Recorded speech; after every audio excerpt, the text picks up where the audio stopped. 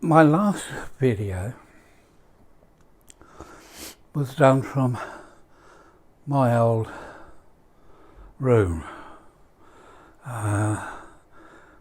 sitting in a wheelchair, shirt and a tie. Now you might think this is rather strange. I don't do that sort of stuff. But the fact of the matter is, my wife was having friends over. My daughter was coming up as well. And they would be using this room, my room, to measure up for new carpet, which I wish they wouldn't do and just leave it to the professionals, because if it goes wrong and they measure incorrectly, I'm going to get the blame for it. I'm not even in the room, but I'm going to get the blame for it. Oh, come on, fellas, you know that's what's going to happen. So, thought I'd go back a bit further.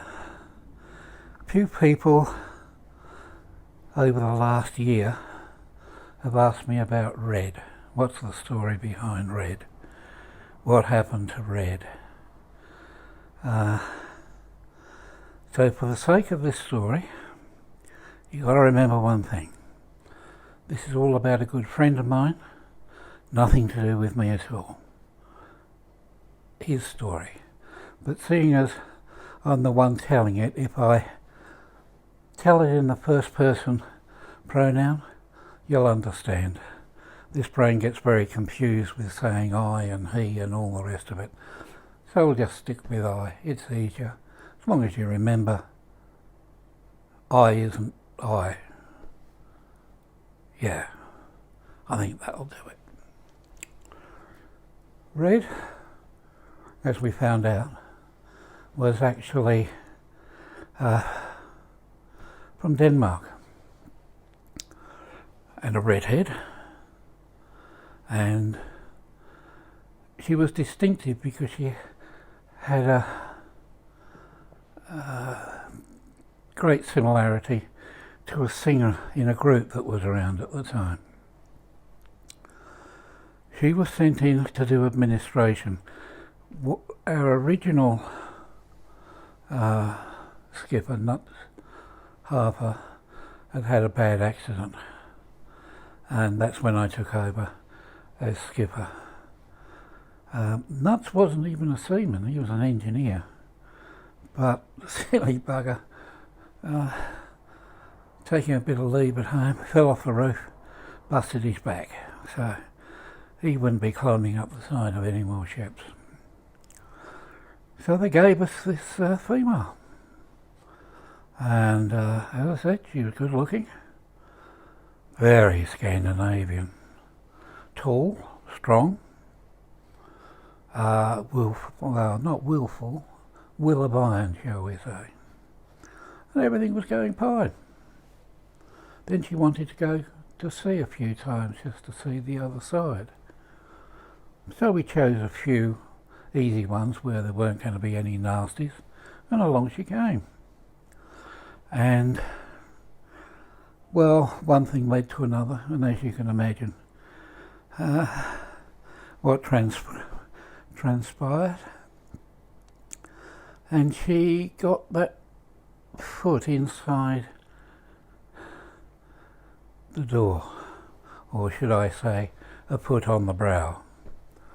So next thing I know, she's part of the crew, and we became very, very close. That didn't really cause any problems until she started acting like a woman. Not a nice administration type who thought everything in the world was good and lovely and all the rest of it. First time it happened was the cabins are small, and I actually got a 3/4 bed put in mine.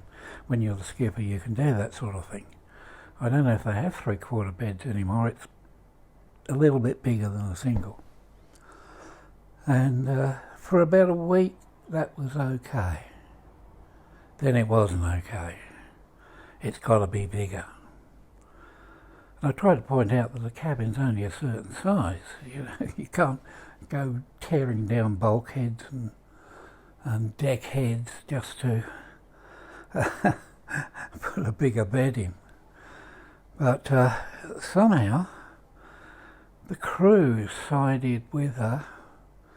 When I took 4 days leave to do some work for one of the passenger lines, when I came back, I had a double bed. Not sure how that happened. Had about that much room to squeeze into the cabin round to the little private shower and toilet, which was another skipper's perk, which then became another point of contention, shall we say. Now all this was done with the hand on the shoulder, and wouldn't it be nice, and it would make it more perfect if, and she'd bat the eyes at me, but by then it didn't do any good at all because we'd been together for a while. But the crew, my crew, toughies, all she had to do was open her mouth and all would obey, all would obey. So anyway, suddenly the little private shower and toilet, which was about the size of a broom cupboard, I suppose, or a pantry, that would be better, a pantry, needed to be enlarged. Why, you ask? Well, in there, of course, there's the toilet, the shower, the hand basin and stuff. She wanted a bath. And I said, there's no room for a bath. You can't put a bath in there. She said, but you've got a shower. Yes. Rip the shower out, put the bath in, and then put a curtain round, and we'll have a shower and a bath. Now this is her thinking, you see. So I didn't do anything. But on and on and on. Never stopped for a second. Never stopped. Eventually, I was only ashore 2 days, and I forget why. I had to see something about something. But anyway, I come back. Shower's gone. We got a bath. They'd had to sort of dent one of the bulkheads a bit to actually fit it in. How they got it in there, I'll never know. And I tried to point out that this was a small ship. When you got to sea, it rocked and rolled. And the easiest way to crack your skull or break your back or a leg or an arm was trying to step over the side of a bath when the ship's playing. Well, you know what I mean. When it's standing on its nose and it's rolling 35, you know. And of course that's always when she wanted to take a shower. She couldn't wait till it got calm again. A couple of times we had to rescue her when she banged her head. So there was no great damage done because although she was smart, there was no common sense in there to beat it out. Anyway, she became a fixture. I got used to having her around. I used to do a lot of diving in those days, and it was always nice to know she was up there. Hard hat diving, I did very little of. We had to be doing something very strange with a deep wreck for that to happen. Mainly it was scuba. It's where Pedro died. We went down to one, and it was rigged. I broke every rule under the sun and said, I'm going up, you follow, and he nodded and said 2 minutes. Well, he actually went like that. Then he would follow. I was almost at the surface before the damn thing blew up. Anyway, That was the second loss we'd had. It's a very funny feeling when you're in the water and there is an explosion. It's like being squeezed by an anaconda. Anaconda? I don't know. But that's what it feels like. So that was a case in point where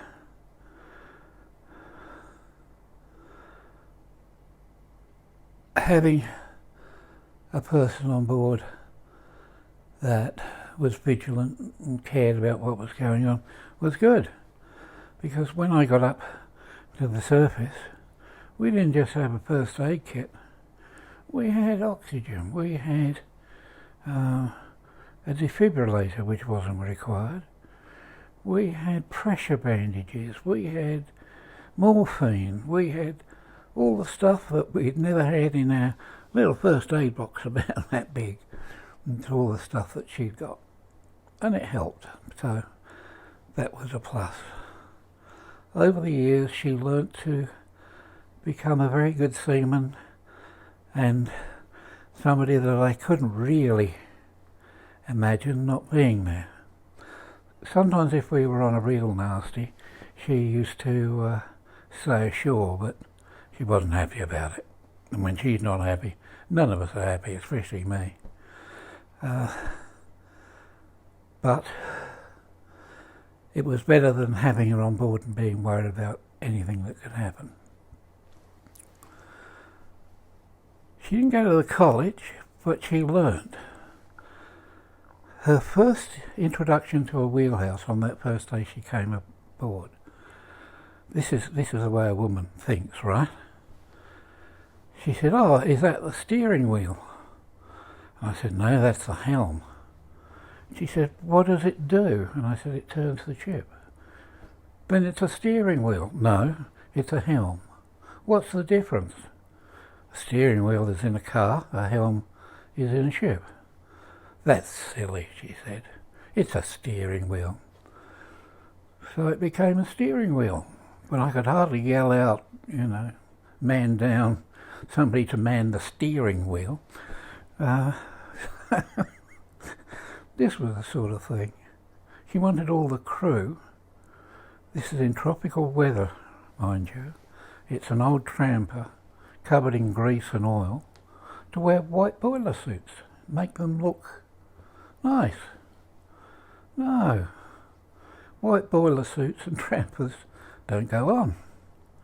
But she got them, and all the crew went into white boiler suits. And by the end of day one, they were black boiler suits. So then she wanted a commercial washing machine. We haven't got room for a commercial washing machine. The type that you can put these special chemicals in that washes out just about everything. But we got one anyway. Guess where it was? In the after emergency steering compartment. So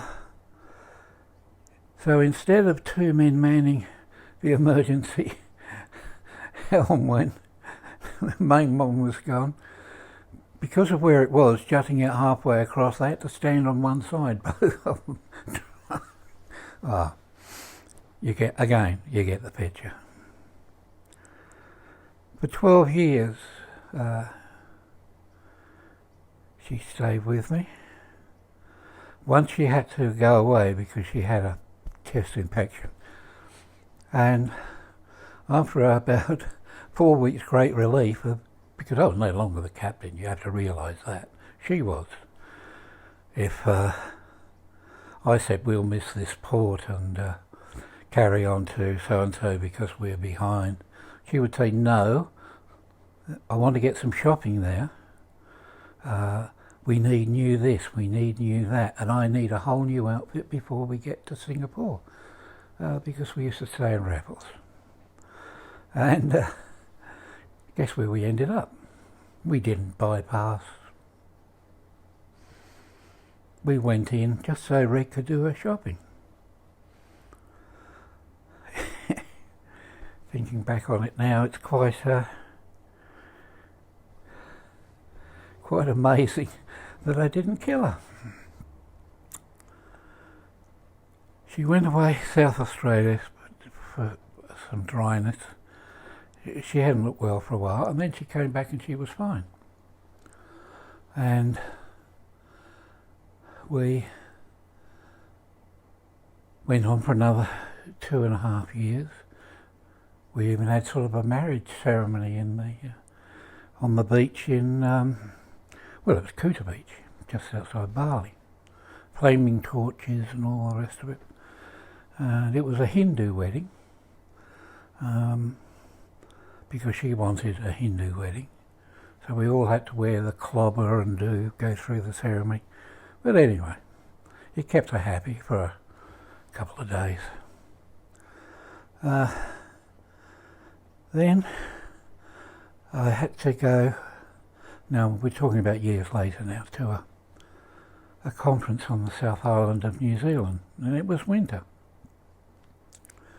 And it was freezing, and it was a useless conference anyway. It was about what the shipping companies were going to do to combat all these modern pirates and all the rest of it. This is before the UN got involved and really didn't help at all, because they put in too many rules of engagement that nobody could shoot anybody. We had a row because she found a file from a previous encounter of ours where some nasty stuff went down, and she wasn't happy at all. I got called words that you can't imagine. You know the way things escalate, especially in a bar. Got worse and worse and worse. She stomped out. I stayed there for a while and went back to the ship. Never saw her again. That was after 12 years. Yeah. Women. Grand entrance, grand exit.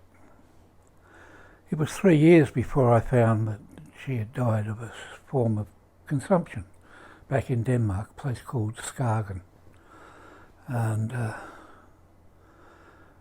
that was the end of that chapter. Bloody women, they always muck you up. We were happy. The crew loved her. We still did what we did, carried cargo, sorted out a few problems for people, but there was always that face looking over your shoulder to see if you were doing things correctly. In the end, she stood watches at sea. She was that good. I mean, she really was. Her navigation was far superior to mine, and yet she'd never been to the navigation school. I suppose you're wondering how I got through the Royal Navy College at Dartmouth, HMS Britannia. Although, when anybody asks what your background was, you just say, I was Dartmouth, and everybody knows what it is. It's like, we must have one in America, Annapolis, is it, or something that the Navy has.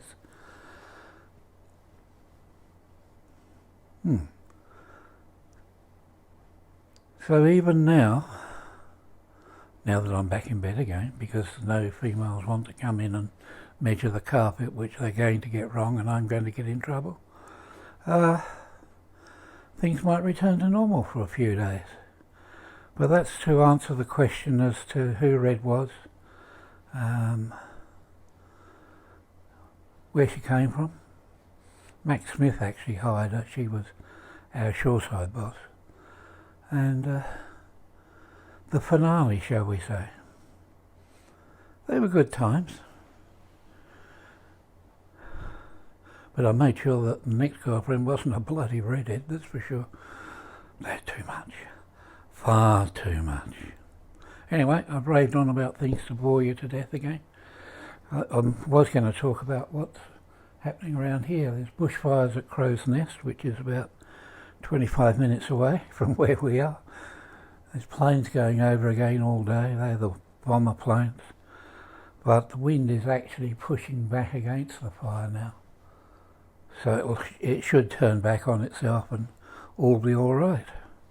Otherwise my wife will have to ring up the emergency services and say, I gave you a false statement the other day. There is actually somebody else in the house. Well, chaps, I'm not talking to women today.